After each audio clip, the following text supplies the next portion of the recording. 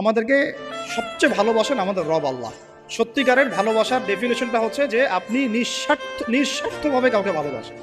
আমাদের আশপাশে যারা আছে, যারা হালাল, ইভেন হালাল, আমার মা, আমার বোন, আমার বাবা, আমার স্ত্রী, আমার ছেলে, আমার মেয়ে, এদেরও যদি কখনো স্বার্থে আঘাত পড়ে, দেখবেন সেও আপনার পাশ থেকে সরে যাচ্ছে। এমন হয়নি কখনো? আপনার বন্ধু, আপনার ব্যবসার পার্টনার, আপনার বস, আপনার কলিগ, ওদের স্বার্থে আঘাত হলে ওরাও সরে যাচ্ছে পাশ থেকে, জিগরি দোষ সরে গেল পাশ থেকে, হয় না এমন? ভালোবাসা দুই প্রকার, বলেন কয় প্রকার?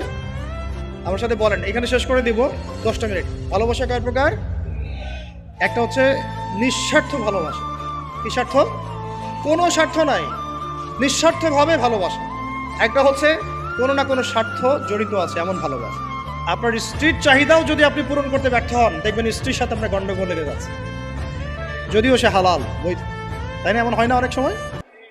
আমি তো অনেকদিন বলেছি, অনেকদিন আগেও বলেছি, 5 বছর 6 বছর আগে, যে মানুষ আসলেই মানুষের অবস্থানকে মূল্যায়ন করে। ভিতর থেকে মানুষকে শুধু মূল্যায়ন করে আল্লাহ রাব্বুল আলামিন। না হলে কি হতো? এই যে এত অন্যায় আমরা করেছি, আল্লাহ পাক কি আমাদেরকে ছেড়ে দিয়েছেন, ফেলে দিয়েছেন, গজবে ধ্বংস করে দিয়েছেন? এই যে আল্লাহ পাক যে আমাদেরকে মহব্বত করেন, ভালোবাসেন, তার প্রমাণ এগুলো। আল্লাহ পাক চান যে আমরা যেন ফিরে আসি। আল্লাহ পাক বলছেন, সারা দুনিয়ার সমান গুনাহও যদি সে করে ফেলে, আসমানের সমানও গুনাহ করে ফেলে, খালি তওবা করে ফিরে আল্লাহকে বলবে, আস্তাগফিরুল্লাহাল্লাযী লা ইলাহা ইল্লা হুয়াল হাইয়ুল কাইয়্যুম ওয়া আতুবু ইলাইহি। আল্লাহ পাক বলছেন, খালেস তওবা করলে গুনাহ তো মাফ করে দিবই, আগের গুনাহগুলোকে নেকি দিয়ে পরিবর্তন করে দিব। তা ভালোবাসা না? আল্লাহ পাক সৃষ্টি করেছেন আমাদেরকে ভালোবেসে। কোরআন খোলেন, সূরা সদ পড়েন, সূরা সদের মধ্যে দেখবেন আল্লাহ বলছেন, খালাকতু বিয়াদি মা মানাআকা আল্লা তাসজুদা খালাকতু বিয়াদাই, মানে তুমি ইবলিস কেন তাকে সিজদা করলা না যাকে আমি নিজ হাতে সৃষ্টি করেছি? এটা মহব্বতের বহিঃপ্রকাশ না? আল্লাহ আমাদেরকে নিজ হাতে সৃষ্টি করেছেন। আল্লাহ পাকের হাত কেমন এটা আমরা ব্যাখ্যা করতে যাব না, এর হাতের অর্থ কি সেটাও ব্যাখ্যা করার, তাওয়িল করার দরকার নাই। কোরআনে আসছে যেভাবে সেভাবে আমরা ঈমান রাখবো, ঠিক আছে ভাই? এখানে আবার অনেকে অনেক তালগোল পাকায় ফেলে এবং বিভ্রান্ত হয়ে যায়, এদিকে যাওয়ার দরকার নাই। এখানে বোঝানো হচ্ছে আল্লাহ রাব্বুল আলামিন আমাদেরকে মহব্বত করে সৃষ্টি করেছে। এই পুরো সৃষ্টি জগৎটাই তো আল্লাহর মহব্বতের বহিঃপ্রকাশ। সবকিছু এত নিপুণভাবে চলতেছে, এটা মহব্বতের বহিঃপ্রকাশ না? আমি আপনাদেরকে নিয়ে যদি কোনোদিন কক্সবাজারের সৈকতে তারা দেখাতে পারতাম, তাহলে আমি বুঝাইতে পারতাম আপনাদেরকে যে এই মহাবিশ্বটা ঠিকই আছে কিন্তু। তারার মধ্যে একটা গাণিতিক ক্যালকুলেশন আছে যেটা সবাই জানে না। যারা একটু অ্যাস্ট্রোনমি নিয়ে পড়াশোনা করেছে তারা জানে। আপনার মানে মাথার বিবেকই উল্টায় যাবে যে এত সূক্ষ্মভাবে কিভাবে আল্লাহ রাব্বুল আলামিন এই মহাবিশ্ব সৃষ্টি করলেন। এক চুল এদিক ওদিক হলে পুরো বিশ্ব কায়নাত ধ্বংস হয়ে যায়। এটা কি আল্লাহ পাকের মহব্বতের পরিপ্রকাশ না? আল্লাহ পাক তো বরং বলেছেন পুরো সৃষ্টি পরিবারটাই আল্লাহর আল্লাহর পরিবারের অন্তর্ভুক্ত। সুবহানাল্লাহ। এমনকি আল্লাহ পাক আমাদেরকে বলেছেন, তোমরা জমিনবাসীর সবার উপর রহম করো, ইরহামু মান ফিল আরদ ইয়ারহামুকুম মান ফিস সামা। তোমরা সবার উপর রহম করো, দয়া করো। দয়া, রহম, এটা তো মহব্বতের একটা অংশ। তোমরা সবার উপর দয়া করো, রহম করো, মহব্বত করো। এটা কি হবে? তাহলে আল্লাহ পাক আসমানে যিনি আছেন, আল্লাহ পাক তোমাদের উপর রহম করবে ইনশাআল্লাহ। আমরা সেই মহান সত্তার ভালোবাসার থেকে বের হয়ে আরাম এই যৌন ভালোবাসার দিকে যাওয়ার চেষ্টা করেছি। আসলে এটা ভালোবাসা না, যৌনতা, এর দিকে যাওয়ার জন্য এইসব করছি। আল্লাহ পাক আমাদেরকে মাফ করে যেন হেদায়েত দান করেন। আল্লাহ পাক কত ভালোবাসেন এটা নিয়ে বলতে গেলে আজকে রাত শেষ হবে। দেখেন, আল্লাহ রাব্বুল আলামিন আদম আলাইহিস সালামকে সৃষ্টি করেছেন, করে সমস্ত নাম শিক্ষা দিয়েছেন।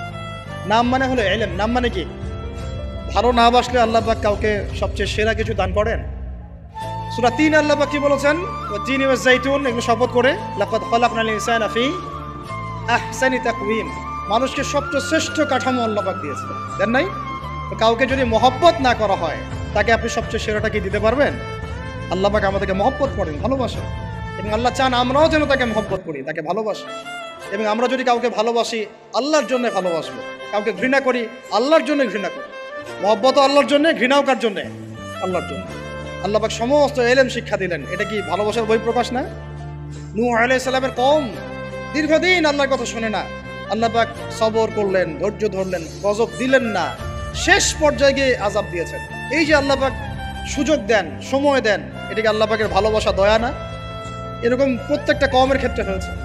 আমি তো ফিল করলাম এই ভালোবাসা নিয়ে ঘাটাঘাটি করতে গিয়ে যে আসলে আল্লাহ পাক যে আমাদেরকে সবচেয়ে বেশি মহব্বত করেন, তার সবচেয়ে বড় নিদর্শন কি জানেন? আমাদের কাছে আল্লাহ রাব্বুল আলামিন আল কোরআনের মতো কিতাব নাজিল করেছেন, আর আমাদেরকে আল্লাহ পাক নবী মুহাম্মদ সাল্লাল্লাহু আলাইহি ওয়াসাল্লামের উম্মত বানিয়েছেন। আল্লাহ পাক যে নবী মুহাম্মদ সাল্লাল্লাহু আলাইহি ওয়াসাল্লামকে এই দুনিয়াতে পাঠিয়েছেন না, এটাই সবচেয়ে বড় মহব্বত, সবচেয়ে বড় রহমত। কারণ তার সুন্নতে এমন কিছু নাই যেটা আপনি খুঁজে পাবেন না। আর তিনি আমাদেরকে যে মহব্বত করতেন, মুহাম্মদ সাল্লাল্লাহু আলাইহি ওয়াসাল্লাম আমাদেরকে যে মহব্বত করতেন, তিনি আমাদেরকে বলতেন যে আমরা তার ভাই। আমরা তার কি ভাই? মানে কি মায়ের পেটের ভাই? এটা বোঝানো হয় না। একটা হাদিসে তিনি বলেছেন আমি তো পিতৃতুল্য। তার মানে কি সত্যি সত্যি বাবা সন্তানের সম্পর্ক? রুহানি পিতা। তিনি কি ইমাম নাম? তিনি ইমাম, তিনি নেতা, তিনি আমাদের শিক্ষক, তিনি নবী।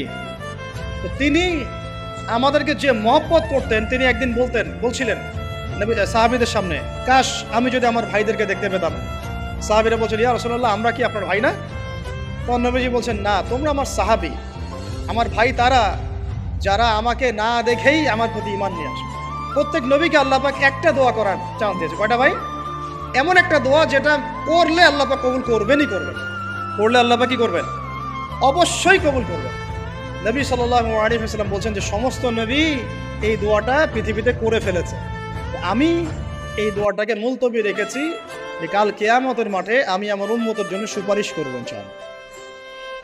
এবং নবী সাল্লাল্লাহু আলাইহি ওয়াসাল্লামের সুপারিশে বহু কবিরা গুনাহগার মুসলমান যারা জাহান্নামের ফয়সালা হয়ে গেছে, তাদেরকে আল্লাহ পাক কিছুটা শাস্তি ভোগ করালে হলেও আবার জান্নাতে নিয়ে আসবে। তিনি আমাদেরকে মহব্বত করেন না? করতেন না? চিন্তা করে তাহলে আমরা তার দিনকে কি মহব্বত করলাম, আমরা তার হুকুম হাকামের বিধিবিধান সুন্নতে কি মহব্বত করি, চিন্তা করেন। একটা হাদিসে নবীজি স্পষ্ট করে বলছেন এটা আমাদের জন্য একটা কষ্টি পাথর। এটা একটা কি কষ্টি পাথর। তিনি বলছেন লা ইউমিনু আহাদুকুম, তোমাদের মধ্যে কেউ মুমিন হইতে পারবে না। কি হইতে পারবে না? মানে প্রকৃত মুমিন হইতেই পারবে না তোমরা। হে আমার উম্মত, তোমাদের মধ্যে কেউ প্রকৃত মুমিন হইতেই পারবে না যতক্ষণ না হাত্তা আকুনা আহাব্বা ইলাইহি মিন ওয়ালিদিহি ওয়া ওয়ালাদিহি ওয়ান নাসি আজমাইন, যতক্ষণ না আমি মুহাম্মদ সাল্লাল্লাহু আলাইহি ওয়াসাল্লাম তোমাদের কাছে নিজের কি সন্তান, নিজের বাবা মা এবং সমস্ত মানব জাতির থেকে বেশি প্রিয় না হচ্ছে। হাদিসটা আবার বলি, নবীজি বলছেন কেউ ততক্ষণ পর্যন্ত প্রকৃত মুমিন হতে পারবে না যতক্ষণ না আমি মুহাম্মদ সাল্লাল্লাহু আলাইহি ওয়াসাল্লাম তার কাছে তার সন্তান, তার পিতা, এমনকি সমস্ত মানব জাতি থেকে বেশি প্রিয় না হচ্ছে। আমরা যারা আগামীকালকে এইটার প্রিপারেশন নিয়েছি, আসলে কি আমাদের কাছে নবী প্রিয় বেশি না আমাদের দুনিয়ার স্বার্থ বেশি প্রিয়? যারা এগুলো করবে তাদের কাছে কি সত্যি নবী প্রিয়? তাহলে তারা করতে পারতো না। যদি নবী আমাদের কাছে সবচেয়ে বেশি প্রিয় না হয়, আমরা মুমিন হতে পারছি না। আর যাদের কাছে নবী প্রিয় তারা কখনো এমন হারাম কাজে যেতে পারবে না। যারা যাচ্ছে তারা কখনোই নবীকে ভালোবাসেন না, কোশ্চিনকালেও। শোনেন, উমর রাদিয়াল্লাহু আনহুর নাম শুনেন নাই? বললে অনেক কথা ভাই, অনেক কথা, কোনটা রেখে কোনটা বলি। উমর রাদিয়াল্লাহু আনহু একদিন এসে বলছেন খলিফাতুল মুসলিমিন, মুসলিমদের তিনি খলিফা। জান্নাতের সুসংবাদপ্রাপ্ত 10 জন সাহাবীর একজন। জান্নাতের সার্টিফিকেট পেয়েছেন পৃথিবীতে কয়জন সাহাবী? একটা হাদিসে একসাথে 10 জন। ওই 10 জনের অন্যতম একজন, যিনি এমন শাসন ব্যবস্থা পৃথিবীতে প্রতিষ্ঠা করেছিলেন যার মতো মিসাল এখন পর্যন্ত পৃথিবীতে আর দেখা যায় নাই। একটা হাদিসে আসছে যে রাস্তা দিয়ে ওমর হাঁটে ওই রাস্তা দিয়ে শয়তান হাঁটে না। কি বুঝলেন? শয়তান যদি দেখে ওই যে ওমর, ও আর ওই যাবেন ওই রাস্তা। এই হচ্ছে ওমর ইবনে খাত্তাব। আমার পরে কোনো নবী নাই। নবীজি বলছেন আমার পরে কোনো নবী নাই, লা নবিয়্যা বা'দি, আমার পরে কোনো নবী নাই। যদি হতো তাহলে ওমর হতো, যদি হতো তাহলে ওমর হতো। অন্য একটা হাদিসে আসছে আমার পরে কোনো নবী নাই, তবে তুমি আমার, এটা অন্য সাহাবী সম্পর্কে, আলী ইবনে আবি তালিব সম্পর্কে, তুমি আমার জীবনে তেমন মূসার জীবনে হারুন ছিল যেমন। এটা হচ্ছে আলী ইবনে আবি তালিব। এখানে কথা হচ্ছে উমর রাদিয়াল্লাহু আনহুর মতো মানুষ নবীর কাছে এসে বলছেন সাল্লাল্লাহু আলাইহি ওয়াসাল্লাম, ইয়া রাসূলুল্লাহ ওয়াল্লাহি লা উহিব্বুক, আল্লাহর কসম করে বলছি আমি আপনাকে অনেক মহব্বত করি, ইল্লা মিন নাফসি, আমার নফসের চেয়ে বেশি না। মানে আমি আমার জানের চাইতে আপনাকে বেশি মহব্বত করি না। কথা কি বুঝতে পারতেন কি? মানে আমি আপনাকে অনেক মহব্বত করি ইয়া রাসূলুল্লাহ, সব কিছু থেকে বেশি মহব্বত করি, কিন্তু আমার নিজের জানের চেয়ে বেশি না। নবী সাল্লাল্লাহু আলাইহি ওয়াসাল্লাম বলেন লা ইয়া উমর, এখনো মুমিন হওনি। কাকে বলছেন? কাকে বলছেন? জান্নাতের সার্টিফিকেট প্রাপ্ত একজন মানুষকে। লা ইয়া উমর, এখনো হওনি। তখন নবী সাল্লাল্লাহু আলাইহি ওয়াসাল্লামকে তিনি একটু পরে আবার বলছেন, ইয়া রাসূলুল্লাহ ওয়াল্লাহি আলান, এখন লা হাব্বা ইলাইয়া মিন কুল্লি শাই হাত্তা মিন নাফসি, এখন থেকে আপনি আমার কাছে সবচেয়ে বেশি প্রিয় সব কিছু থেকে, এমনকি আমার নফসের থেকেও বেশি প্রিয়। তখন নবীজি বলছেন আলান ইয়া ওমর, এখন ওমর, এখন তুমি মুমিন হলে। তাহলে যারা আমরা নবীর সুন্নতের খেলাফ এইসব অপসংস্কৃতি, নোংরামি, জেনা, ব্যভিচার, কনসার্ট, নাটক, সিনেমা, পরকিয়া, এইসব তথাকথিত ভালোবাসা দিবস, এই জেনা দিবসগুলো পালন করছি, আমরা কি আসলেই নবীকে ভালোবাসি? আমরা কি সত্যি আল্লাহকে ভালোবাসি? আল্লাহ পাক আমাদেরকে বোঝার তৌফিক দান করেন, জাহিলিয়াত থেকে ফিরে আসার তৌফিক দান করেন। এরকম প্রচুর ঘটনা। ভালোবাসা তো এগুলোর নাম। ভালোবাসা কাকে বলে জানেন?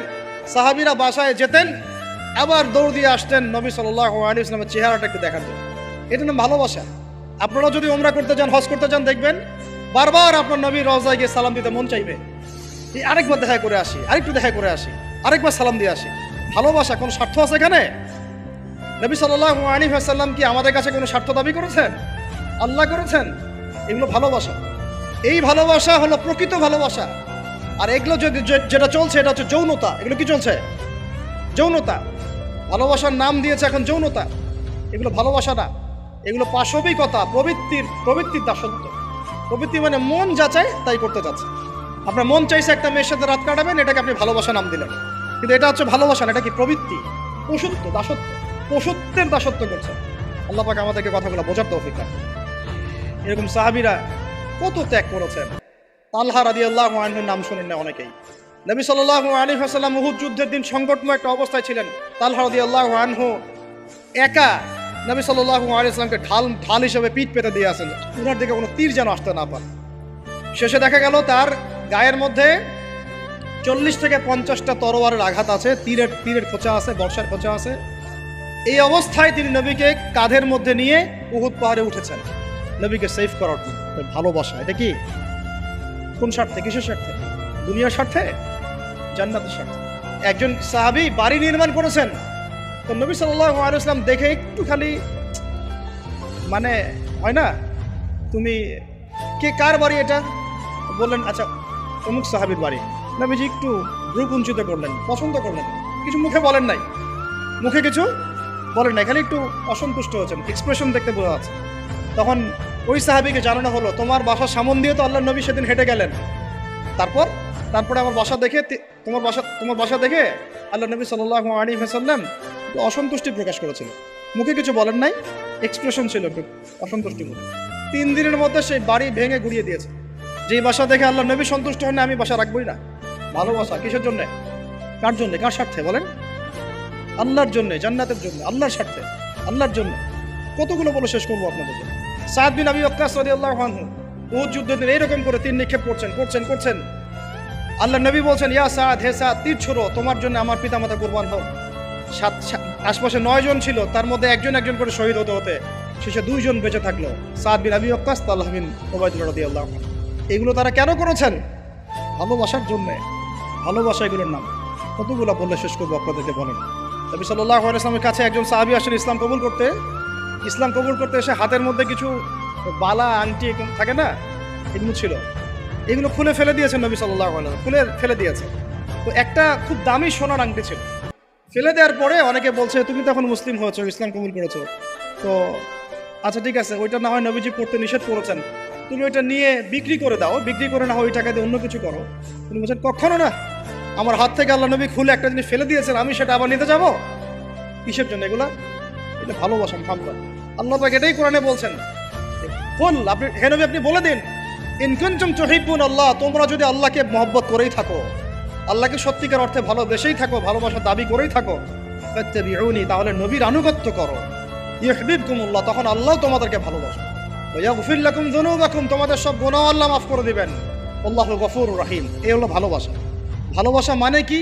ভালোবাসা মানে হচ্ছে আস-সামউ ওয়া তাআ, আমি নবী এবং আল্লাহ এবং তার রাসূলের কথা শুনবো এবং আনুগত্য করব, শুনবো এবং এর নাম ভালোবাসা। শুনবো, আনুগত্য করবো, তাহলে আমরা কি শুনবো, কি আনুগত্য করবো? আমাদেরকে প্রথমে কোরআন পড়তে হবে, কোরআনের অনুবাদ জানতে হবে, কোরআন অনুযায়ী জীবন করতে হবে, 5 ওয়াক্ত নামাজ পড়বো ইনশাল্লাহ, হালাল খাবো, যাকাত দিব, রমজানের সম রাখবো, নবীর সুন্নাহ অনুযায়ী জীবনযাপন করব, এবং সুন্নাহ বিরোধী, কোরআন বিরোধী, ইসলাম বিরোধী কোনো কাজে আমি লিপ্ত হব। এই তো ভালোবাসা। এই ভালোবাসা যদি বহিঃপ্রকাশ ঘটাতে আমরা ব্যর্থ হই, নিজেও ধ্বংস হব, পরিবারও ধ্বংস হবে, আমাদের পরের প্রজন্ম ধ্বংস হবে, সমাজও ধ্বংস হয়ে যাবে।